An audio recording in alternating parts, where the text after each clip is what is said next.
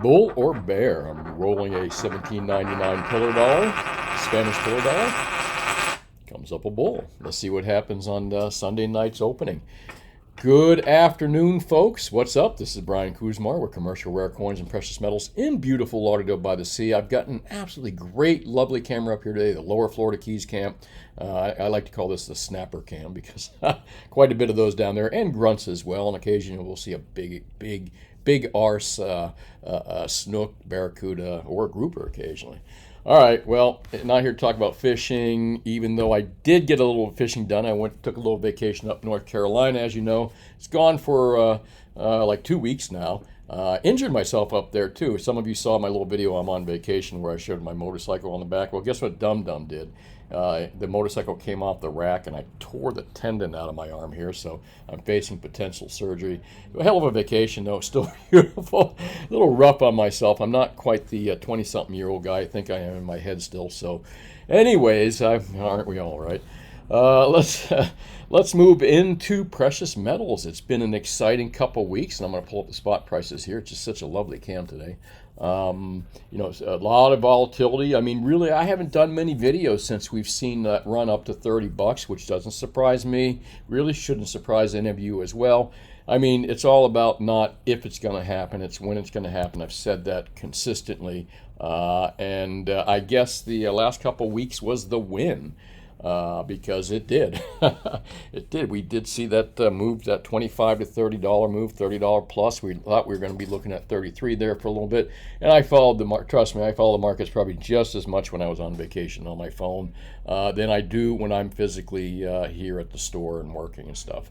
So where are we at? Well, let's take a look right now, just to kind of, before I do that, I used to do the little, I like to put up little quotes and stuff at the beginning of the videos and stuff. And, I got a coffee cup from one of the places I was staying at that had like the little Cub Scout motto on it. And I love this, it's something that we lack in the world right now is cohesiveness into this kind of stuff. I remember as a kid, this had a big impact on me, probably at the age of 8? When are you in Cub Scouts? 8, 9, I forget. It's been a long time. But this had a large impact. Learning this, you had to know this in order to be a Cub Scout. And a Scout is trustworthy, loyal, helpful, friendly, courteous, kind, obedient, cheerful, thrifty, brave, clean, and reverent. And reverent being a very important phrase as well. I'm sure there's a few that could have been added in, but man, what a great list to start with when you're a young person. And I got to tell you, I know people my age that are barely any of these things, especially people in political offices. Maybe clean.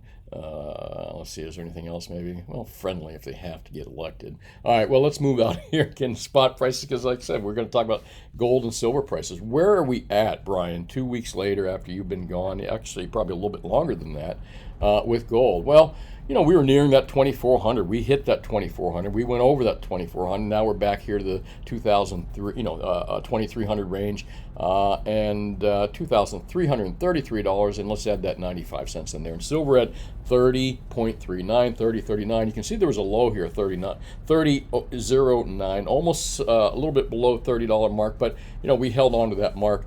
And platinum at 1,027, and man, palladium, platinum and palladium just completely switched places here. I guess palladium's the new unloved redheaded stepchild of precious metals, but let's talk about gold first. I mean, is anyone surprised gold is at these levels? And gold, did we see a sub 23 level? No, I don't think we've seen that yet. Are we going to see it? Oh yeah, it's we're getting into summertime, and if you remember, summer kind of time, they always kind of smack down gold and silver prices sometime right before summer, after the spring. I mean, if you go look at charts, you can see these little patterns over the years when metals get their knockdown and stuff. But the fundamentals between gold and silver are so much different, and I'm sure platinum as well. Gold is and again, we've talked about this on videos many times. Gold is it's an international market. It's owned by commercial banks. It's owned by elite. Countries own gold, despite the fact that they pump out fiat electronic fiat and printed fiat, like the U.S. dollar, the yuan, all the other, pesos and that stuff. Their central banks and countries still own gold. Why? Because they know the value of it. They know it can't be printed. They know there's a finite amount. They know it's tradable for the last five. They know all the things us gold and silver people know, folks. That's why they hold on. But the vast majority of the people, and remember, precious metal, physical precious metal people, you guys listening to my videos and people that listen to other videos, people that are educated in this market like you are, most of you are, I'm sure. We're a small percentage of the population. I mean, I would venture to say we barely represent a percent of the population. That's, again, educated gold and silver stackers, people that buy and sell precious metals not through their brokerage, not through their stockbroker or whoever does their trading for them, or themselves in SLV or SLV, there's silver there involved, but people that own silver, we're a very small community here. So a lot of people don't understand the dynamics of the difference between gold, silver, and platinum, and we do. We know that gold is owned by, central banks, and we know that gold is owned by the elite, and they pawn off the other bullshit on us. Silver is a completely different market. Silver is not held by central bankers. I mean, silver is not held by the elite per se. I mean, do they go in and start buying positions like the Hunt brothers did? By the way, the Hunt brothers did everything legal. The rug was pulled out from under them by big crooked commercial bullion banks, but that's another story. They do. The elite and the big money does come in occasionally and buy silver. You could see that with the I believe it was the Walmart heiress supposedly that bought the $10 million in bullion. Again, that's from what I heard. I don't know if that's true or not. Big money does walk in and buy silver and gold occasionally. Well, silver occasionally. But silver is really an industrial metal primarily, and it's held in a small part in some investment form. But what a lot of people forget that, again, it's not important to central bankers. So, and that plays a big role here because gold is less manipulated per se, in my opinion, by bullion banks, which have a limited amount. I mean, they're big money behind there. They're deep pockets, all right, in bullion banks, all right, but not as deep a pocket as central banks and countries have, all right. So, and bullion banks aren't going to screw around too much with the manipulating the price of gold too much, all right? You're going to see that mostly as gata.org manipulation of the gold prices is going to probably come from BIS or central banks and stuff. And if you want to know more about that, read from gata.com. But silver is manipulated more by the smaller commercial banks, not central banks, not the governments, but by smaller commercial banks that have complete run of the COMEX market. They really do. The whales control all these commodity markets. When they come in, again, these big banks, deep pockets, and no reverence for the rules, or the gray areas, or areas they haven't been caught yet, which they don't mind getting caught, like JPM did for $920 million, because they made $4 billion or $5 billion or $10 billion, way more, I'm sure. So they didn't mind paying the fines, all right? But I digress there again. Gold, silver, totally two different dynamics. There are two different types of markets controlled by two different types of entities, all right, bankers no less, but big bankers, the bankers and the smaller bankers, all right. So silver prices and gold prices, I'm going to get into that right now. What controls gold prices overall besides the central bankers, or if there's manipulation, as GATA says there is, with, by the way, who am I talking about? GATA, gata.org. It's a free website you can go to. I'm going to type in right there and show it to you. They talk about the basics. Confiscation is bullshit. There's not going to be confiscation. Oh, confiscation of gold they're talking about there. But the confiscation of gold today is a bullshit topic. Again, I've done so many videos on them I'm not going to talk about here.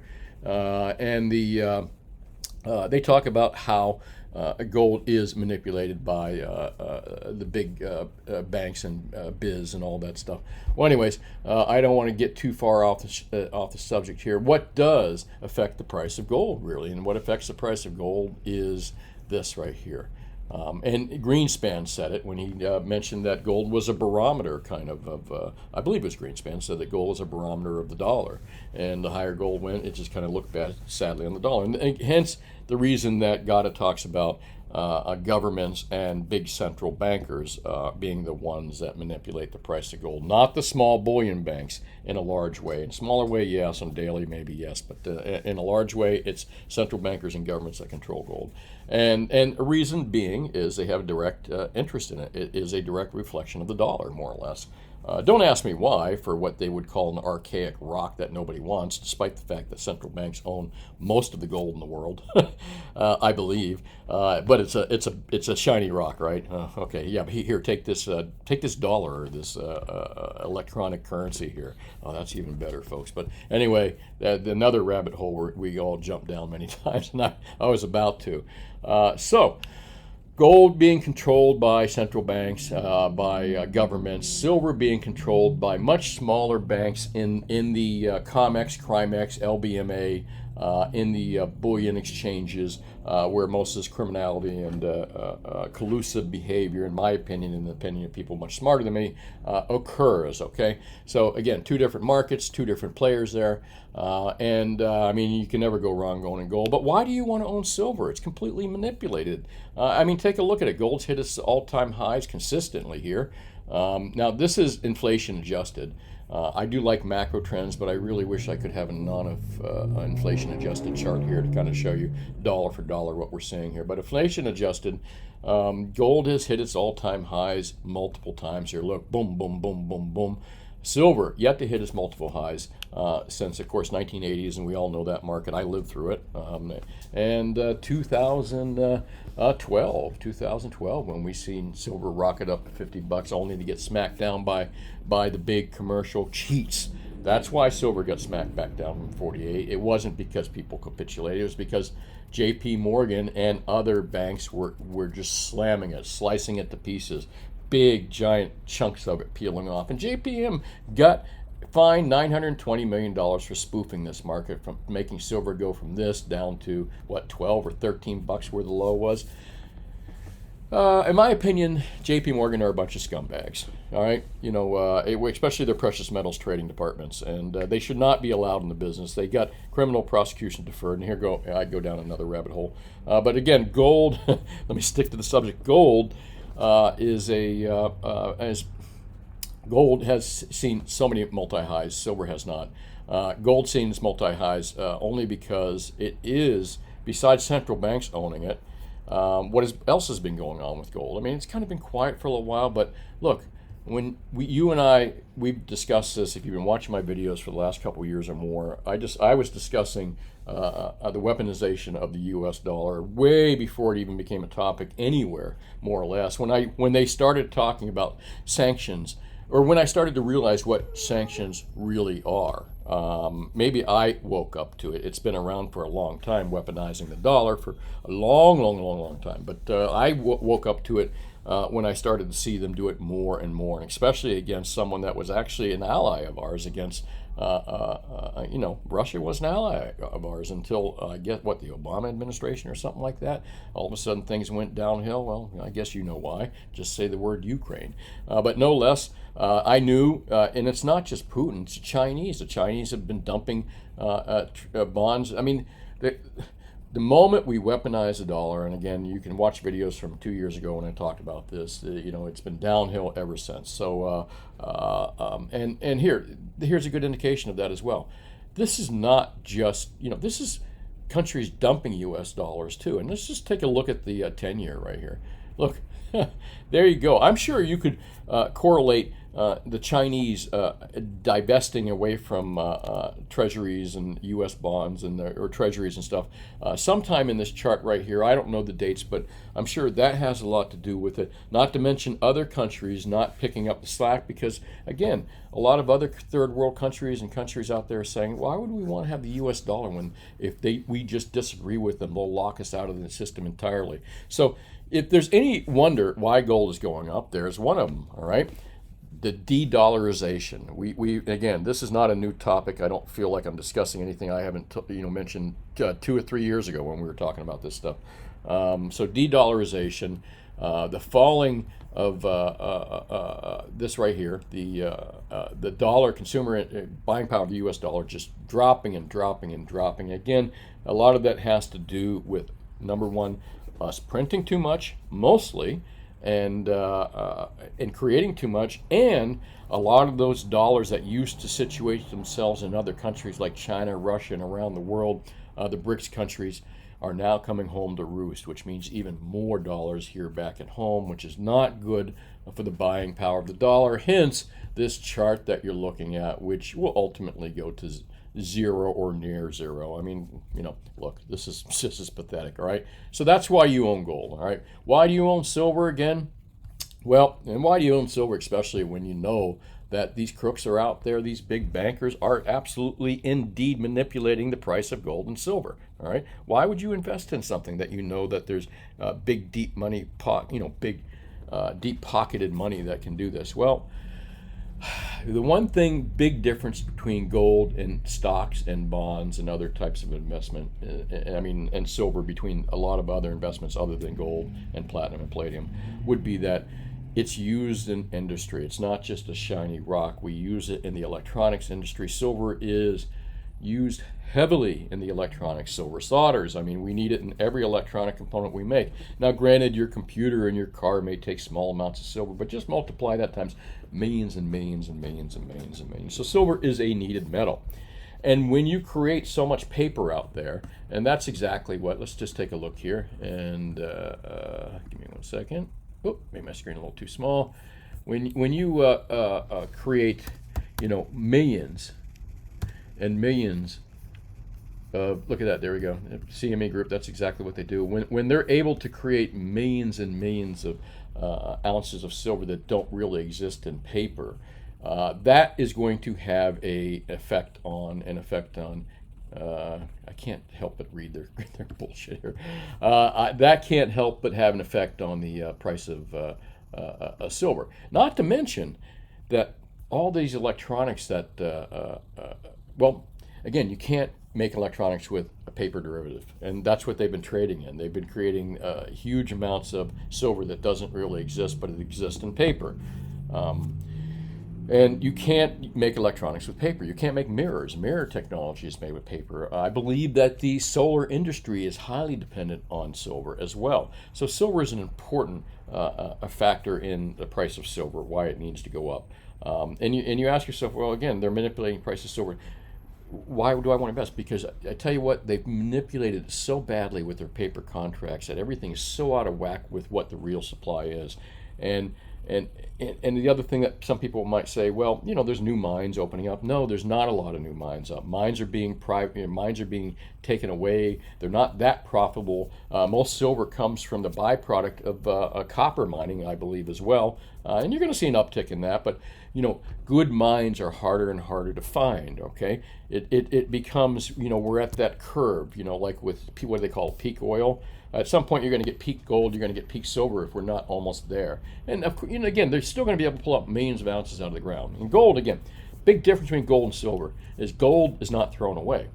All the gold that's been made out there is basically still here. All right, all the silver, a lot of silver, most all the silver in electronics is not refined. All right, so you know how many millions and millions of ounces of silver sitting in landfills unrefined, and the lack of new silver coming in the market. This is why the price of silver is going to skyrocket. We're going to see way above $50 prices again, because the paper is the tail of the dog, and the dog is the physical. The dog is the real gold or the real silver. Let's just say silver. And now and for decades, the tail, the derivatives have always wagged the dog, which is the physical. But when there comes to be no more dog to wag, the tail is going to be just flopping around like a piece of, anyway, the tail's just going to be flopping around without a dog, all right? And that's a strange analogy there to make, but folks, the truth is, and Ted Butler talks about this. And by the way, I hope Ted Butler's well. His newsletter's been suspended for a little while, so if there's any issues there, I wish him the best. And I'm not sure if anybody knows anything, but I just wanted to mention that. But Ted Butler's been talking about it for quite some time, that what is really going to make the dog wag the tail again is the lack of physical silver out there. And not just the lack of physical silver for industry use, the lack of physical silver not coming out of the ground, the lack of physical silver definitely not coming from, in fact, just the opposite. You know, silver is being thrown in landfill. There's millions and millions of ounces that will just never be recovered for a long time unless we start recovering from landfills. So there's your reason why silver is going to shoot up far above $50 an ounce. But here's the thing. The criminals and the crooks will still be there, trying to figure out how to exit their short positions, and then trying to figure out how to get back into the game to rig the market again.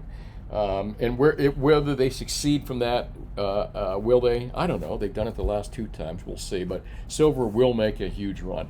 Hopefully, regulators will be smart enough to understand that. But they're not. Never mind. Let me not hope for that. Okay.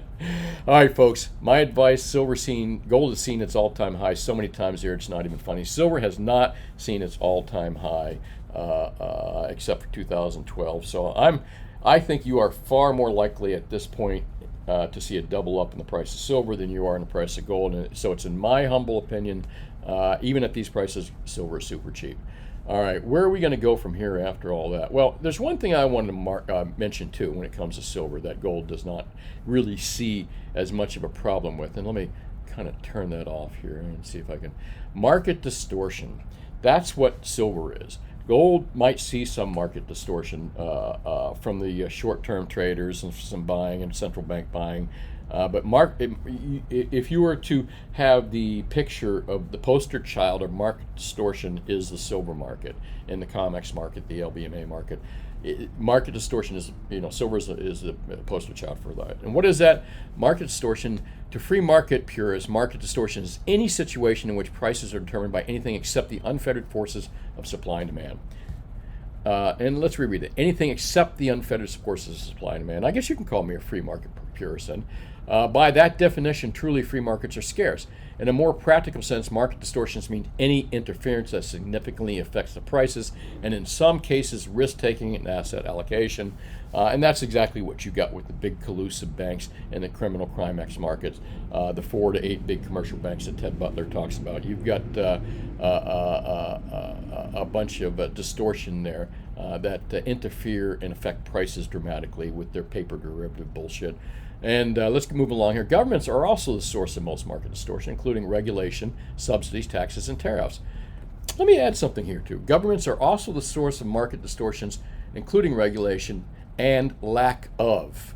How about we put that in? Not even regulation. Governments are the source of most market distortions in the silver market because of lack of regulations. And we can keep taxes in there, all that stuff too. At the same time, central banks have been accused of distorting markets in recent decades with monetary policy. There you go. Some of the world's biggest corporations, and those are new rabbit holes we can jump down. But that's market distortion, and silver market is the poster child of market distortions for sure. All right, got a cool thing I want to do here with you. I've done my AI videos back when that AI first came out. I guess you had to subscribe to AIX or whatever, the woke one. And of course, Elon has got his AI set up here. It's called Grok. I guess you can put it to a setting that seems to be a little bit more funny on the funny level. And some of you probably already are starting to read this while I'm taking a sip of my coffee. Go ahead, I'll catch up with you. All right. Where are silver prices headed? I mean, I had to ask, all right? I know, simple, Brian, can't you think of anything better than that? And I did down here on supply and demand figures. Grok, I like this answer too. I kind of think that this is a little less woke and a little more fun to play with.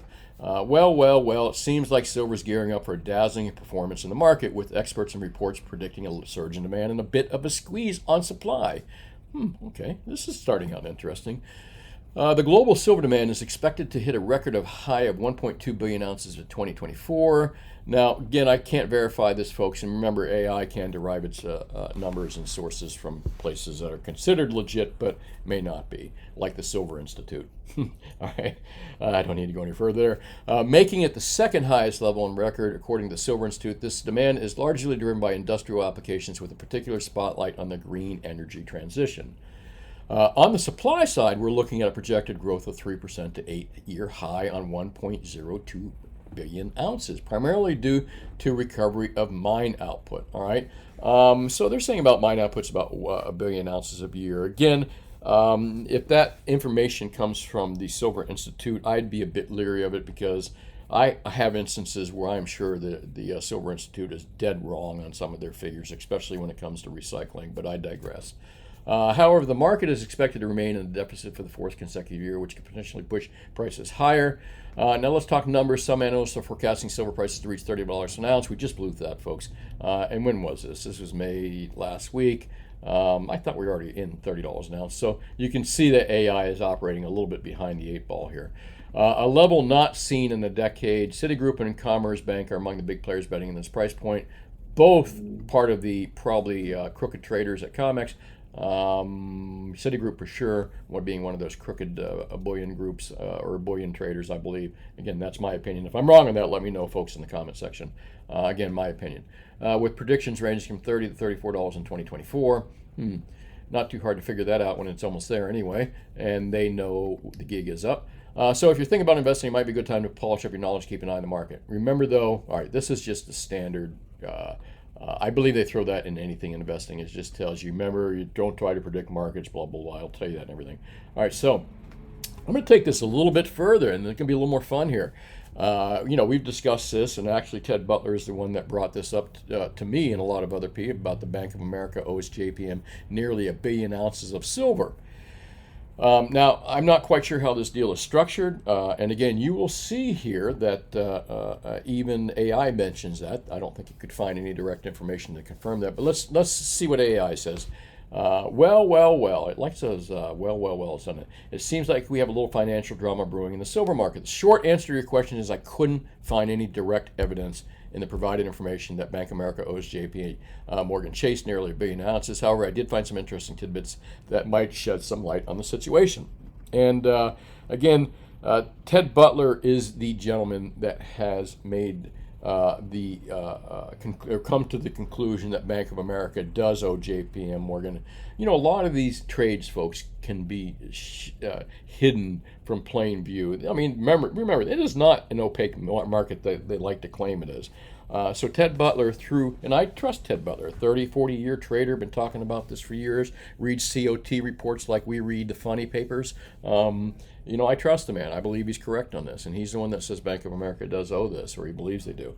So anyways, AI did not find that, and I'm not quite sure if maybe some other folks out there that know how to look for it, but let's move on here. First, let's talk about the debt situation. Both JP Morgan Chase and Bank of America reported significant losses due to unrecoverable debts totaling $4.5 billion. All right, and this is kind of interesting. JP Morgan Chase net charge-offs hit $2 billion in the first quarter of this year, while Bank of America reported $1.4 million in charge-offs. This suggests that both banks are facing financial challenges, but it doesn't directly relate to the silver debt between them. Now, that's kind of telling right there, folks. I mean, this is evidence that we definitely have that they're both, Bank of America and JP Morgan Citi, are in problems with charge-off. Now, let's just talk about Bank of America's $1.5 billion in charge-offs that even Grok knows about right now. Let's add the possibility, all right, that Ted Butler is correct, and I believe he is, that Bank of America is in debt for this, and it's at a $25 level, a billion ounces. What is 1 billion ounces? Now, presume they've not been able to pay that, or it's not come due yet. What is 1 billion ounces times $5 an ounce if it's at $25 an ounce? That's $5 billion. Add to Bank of America another $6 billion to this $1.5 billion in net charge-offs. That's serious. Is it serious enough to where they're going to allow Bank of America to cheat, lie, and steal and do whatever it takes to get out of that position? Possibly. I believe that the regulatory agencies do that or turn a blind eye to that, as do governments. Is it a national security issue where even the law enforcement will say, well, we had no choice but to let them cheat? Well, it's possible as well. But, you know, this is serious, and I don't see many people talking about it other than Ted Butler and a few other YouTube talking heads and Twitter talking heads and other people out there. All right, let me move along here. Now, let's move on to the silver market. It's no secret that silver prices are expected to rise coming year, with some analysts predicting a price of $30 announced by 2024. In the context of these two financial giants, JP Morgan Chase has a significant presence in the silver market. The bank holds physical silver bars and vaults and is involved in ETFs. This means that JP Morgan Chase is heavily invested in the silver market, and any fluctuation in silver prices could impact its financial performance, all right? Which is interesting because this would indicate that they own a lot of silver. That means a $5 move up for JP Morgan just means they made $5 billion, all right? Great, except what if the $5 billion they made is owed to them by another bank called BOA, Bank of America, that can't give them back their $5 billion? But we'll get into that in a moment. However, the provided information doesn't explicitly state that Bank of America owes JP Morgan nearly 1 billion ounces of silver. It's possible this claim is based on speculation and rumors, but without, okay, anyways. In conclusion, while the silver market is certainly an interesting space to watch, you couldn't find any direct evidence to support the claim. But hey, who knows, blah, blah, blah. Okay, all right. I asked Grok down here, and I mentioned Ted Butler, hoping that maybe it can run through some of his articles. I'm not quite sure if it has the ability to do that or not, but I said experienced silver trader Ted Butler from Butler Research says there's an evidence of this in the data. And I ask, this is hypothetical, if BOA does owe JPM nearly 1 billion ounces of silver and 25 million ounces of gold, physical or not, paper, which they purchased at around $25 an ounce, what would be the case of a default by BOA, and what would be the implications of BOA, JPM, in the silver market? If Grok acknowledges that a silver short position was the straw that broke the back of Bear Stearns, and this is a separate question I ask, afterwards JPM inherited the short position, perhaps this will shed some light on how it was handled in the past. I was just trying to show Grok. And again, I don't know if Grok can do its own research and go look itself, live, like when I'm asking it. But I was thinking, well, maybe it could go back and look and see what JPM did in the past, what happened to the Bear Stearns short, and maybe that Bank of America short could be the straw that breaks the financial back of derivatives and causes the first major bank like Bank of America to go down. Think about it, $5 billion if this is true, folks. And again, this could be national security stuff as well.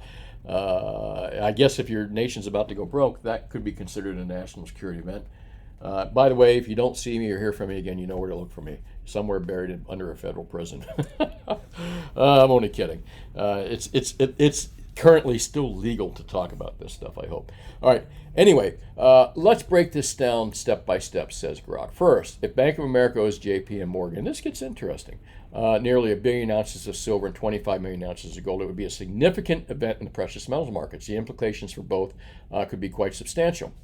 The impact on BOA, if they were to default, it would likely face severe financial repercussions. Okay, we know that. The bank would need to find a way to cover the debt, either by liquidating other assets or seeking additional funding. This could lead to a loss of confidence in the bank, potentially causing a run on deposits and a decrease in the stock price. But there you go. Bear Stearns all over. Because remember, Bear Stearns had a silver fault. I think that was the domino that broke Bear Stearns. And was Bear Stearns the first domino that caused the 2008 crisis? Well, that could be debated, and we'll talk about that here as well. Impact on JPM. JP Morgan Chase, on the other hand, would be in a strong position if BOA defaulted. As a creditor, JPM would have the right to seize collateral, silver or gold, or pursue legal actions against BOA to recover the debt. This could lead to JPM requiring a significant amount of physical silver and gold, which would affect the silver price and potentially increase its own reserve. Yes, that is true, except I'm going to ask a question here, and I'm going to give it away a little bit here. What if BOA does not have the physical silver and they're required to return physical silver, not derivatives, not rollover contract? What if they're required to return the physical silver and there is none? All right, we'll get into that in a moment. And of course, the impact on the silver market would be huge because, again, we're assuming that BOA could go out and replace the silver and it would cause prices to go up dramatically. Now, here's the interesting thing. We're talking about Bear Stearns, who some people might say was the beginning of the collapse of the 2008 market or the 2008 economy. It says, let's look at the historical context you mentioned. If the silver short position was indeed the straw that broke the back of Bear Stearns and JP Morgan inherited that position, it shows that large banks can weather such events with proper risk management and support from the government. However, this does not guarantee that a similar situation would play out the same way in the future, as market conditions and regulatory environments can change. I agree with half that statement, as market situations can change, but regulatory environments have not changed, folks. They have not. Trust me on this. In conclusion, if BOA were to default on nearly 1 billion ounces of silver and 25 million ounces of gold debt to JP Morgan, which is the alleged amount that BOA does owe JPM in physical gold and silver. And I'm going to stop real quick and interject something here. A couple people said, well, don't you think BOA would have a counter position to that? No. And Ted Butler explained that pretty clearly. Who would take the counter position to that on the other side of that? Who would make that same play? And anyway, it just wouldn't work, all right? And again, I could get more details on that, but that's a whole new rabbit hole. However, the exact income would be depend on various factors, market conditions, blah, blah, blah. Okay. Folks, stick with me, but I'm hoping you're finding this as interesting as I am. It says, you assume that, and I asked Grok this, you assume that Bank of America still has the silver and gold.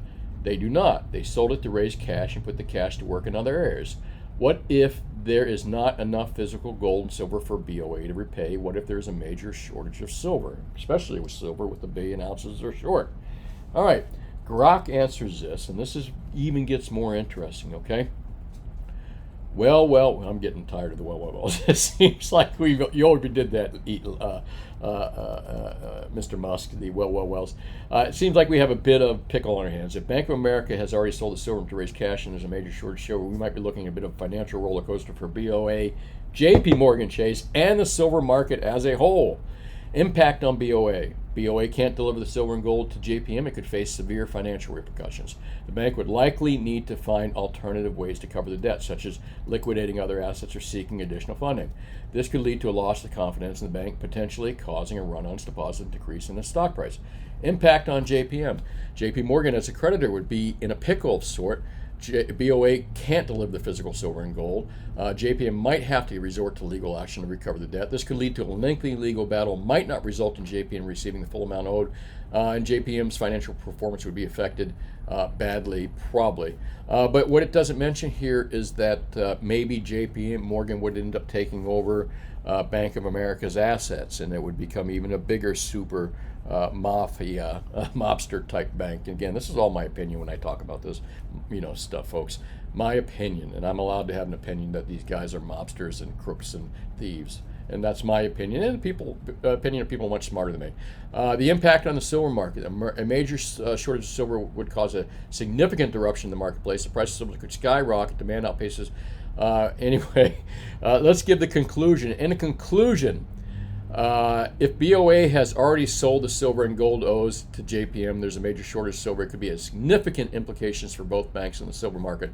However, the exact income would depend on various factors. This is pretty smart, including market conditions, government intervention, and there's a big one, government intervention, and the bank's ability to manage the situation. It's a bit like trying to solve a puzzle with missing pieces, and this is very true. That's a very astute answer.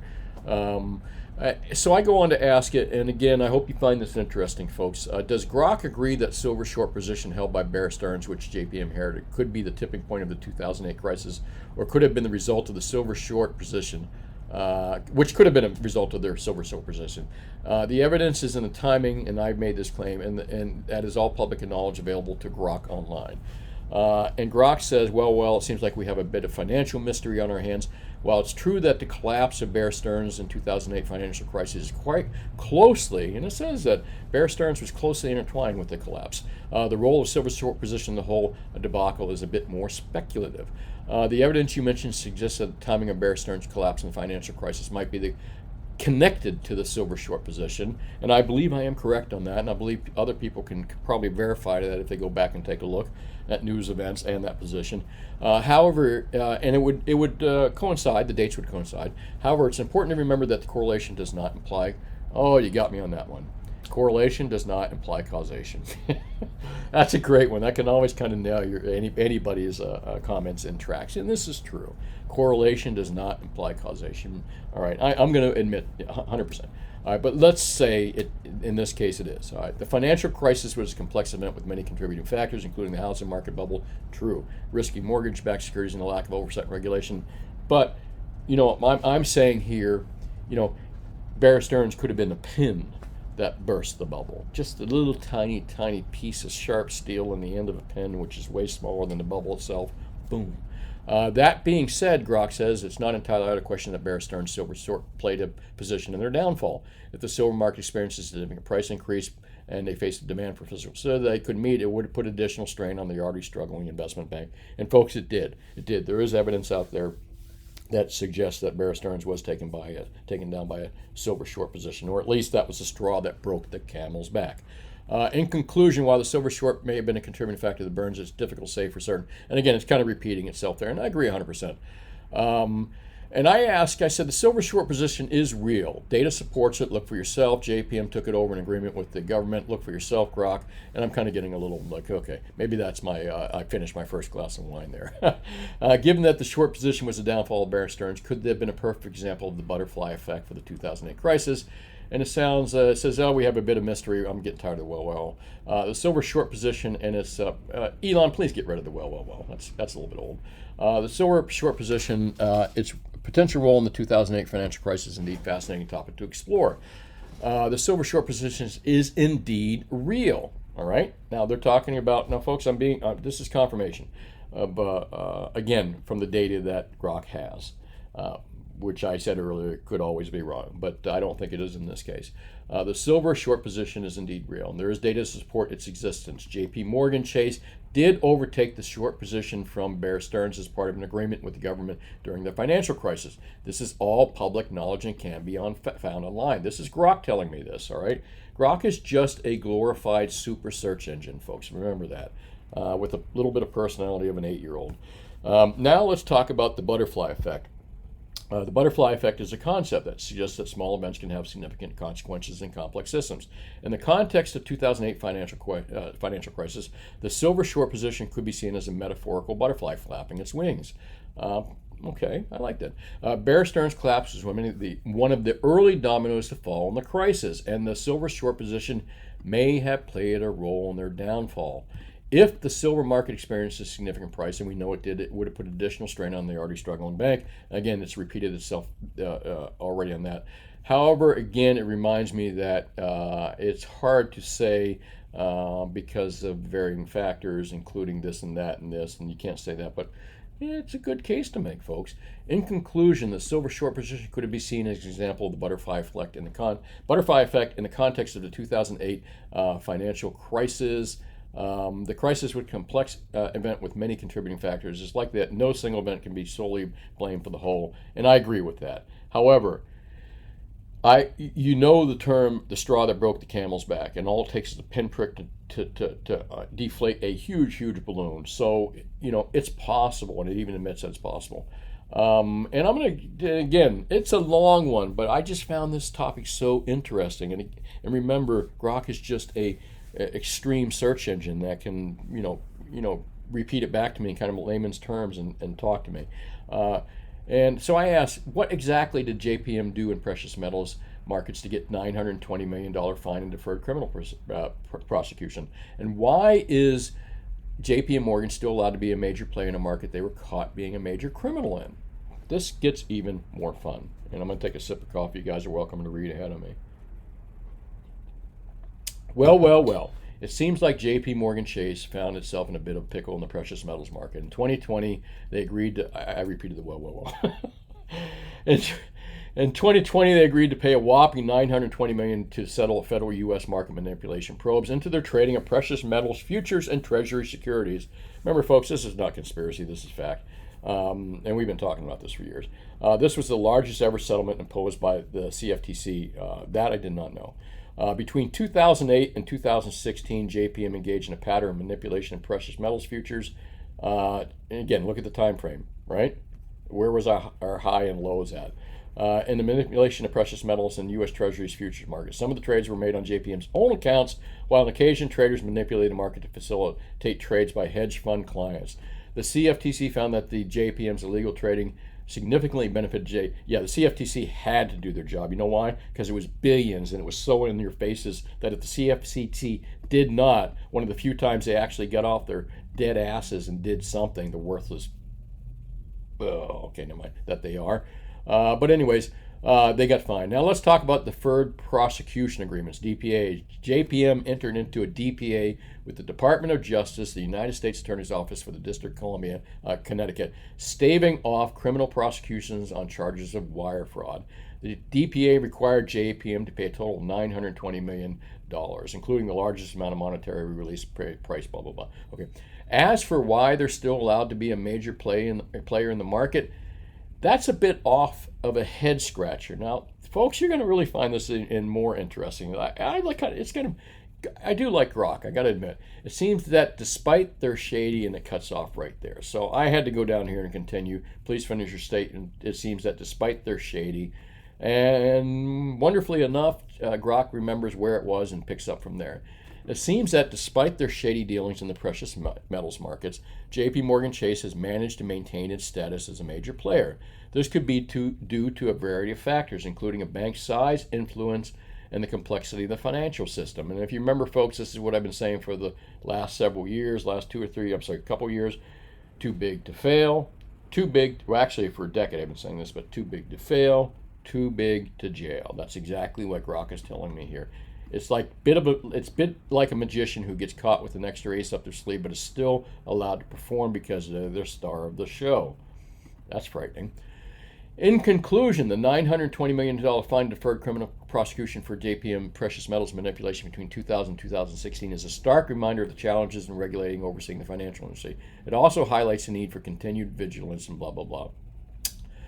Well, folks, that is pretty much it. I found that these answers, and again, if you want to pause and reread it, I found the answers really enlightening to some degree, confirming the search engine Grok, confirming what we already know, but putting it into some kind of perspective that I don't always get a chance to talk about. Again, I'm usually doing these interviews by myself, so this was basically an interview with Grok. All right, I think that's it. Other than I'm going to tell you what best deals are out there. So, physical products are still really reasonable, but the premiums are starting to go up on a lot of this stuff. What's the best deal out there in silver? It's still 100-ounce bars. You shouldn't be paying more than $1.50, $1.75 over spot for those. 1 ounce bars should not be more than two and a quarter over spot. And I'm talking about retail numbers for small quantities. Okay, higher quantities you can get it for less than that, and wholesale obviously is less than that as well. 10-ounce bars, spot plus $1.65 to $1.85. Don't be paying more than that. Silver Eagles are still way overpriced at spot plus $6.50, $7, I guess. Way overpriced at that still. Maple Leafs, not too bad, but I'd rather buy 100-ounce bars, 10-ounce bars, and kilos at spot plus like $1.50, $1.75 than buying maples at spot plus $3.50. Philharmonics aren't bad, but again, spot plus $2-3, spot plus $3.25 is still too much, especially again when you can buy the generic products like at spot plus $1.50, $1.75. I mean, how do you beat that? Gold, what's the best deal in there? Gold, Eagles are reasonable. I got to admit, Eagles aren't bad at spot plus $115. They're up a little bit. They were cheaper than that for a bit. Maple Leafs at spot plus $75, $80 over maybe. Again, this is for small quantities, retail. This is not wholesale prices. Gold Krugerrands, maybe spot plus $70 or something like that. I think KRs are really a good deal out there. And also good deals out there are 1 ounce gold bars. But you know what? No, stay away from gold bars right now in cards. You can buy Krugerrands. I'd rather buy Krugerrands than gold bars. So those are the best deals out there in platinum. I would say, other than the Eagles, which are always overpriced, especially platinum Eagles, 1 ounce Maple Leafs aren't bad. They're $110, but given the price of platinum is half the price of gold and your premium is still about the same, it is a pretty high premium. If you really absolutely want to save some money, stick with 10-ounce platinum bars. I normally don't like to have people buying 10-ounce bars. I'd rather have you buy 1-ouncers, but 10-ounce bars are, maybe $75 over spot or something like that. But again, platinum's so cheap. The premium may not matter. I like metals when they're really at their dirt cheap and nobody cares about them. Well, that's it, folks. I'm going to call it quits. Finish the rest of the weekend. Heal my arm a little bit and heal my soul from my crushing reminder that I am not Superman and I'm not 20 anymore. That's it, folks. As I always say, think for yourself, question authority. Most of all, question yourself because, sometimes what we may think we know may not be correct. And it's just important. It's important to be right, to make good decisions. That's it. Have yourself a wonderful weekend. And if you're looking to buy gold, silver, and platinum in any quantities, oh crap, I forgot to talk about my old videos. All right, I was going to go into my vacation. Thank you for everyone who said have a nice vacation. And all you folks that have looked at my 828 videos. Holy cripes, 828 videos. Oh, man. Good thing I'm not making a living in videos. That's it. Make sure you hit the like and subscribe button as well. And I appreciate all watching. Again, if you're looking to buy gold, silver, and platinum in any quantities, I will beat anyone here in South Florida pretty much. That's a legit business. And I'll beat the online guys like APMEX, SD, and JM Bullion. All those guys I respect. And if you want to be competitive and you want to make money, you have to beat the best. And you have to, and beating the best mentions that you got to mention their names. And I believe APMEX, JM, and SD are some of the best out there. And I will beat their prices. And that's being competitive. That's not being mean. Same thing with the other guys out there, the online guys that out there selling bullion. I'll beat their prices. So if you're looking to buy any type of bullion in large quantities, especially call me. I can certainly deal with you and save you a lot of money and give you good advice on top of it. That's it, folks. Have yourself a wonderful weekend. And a wonderful Memorial Day. Be safe, have fun, and don't try to be a Superman like I did. Ask for help. Thanks again. Have a great day, and I'll talk to you soon.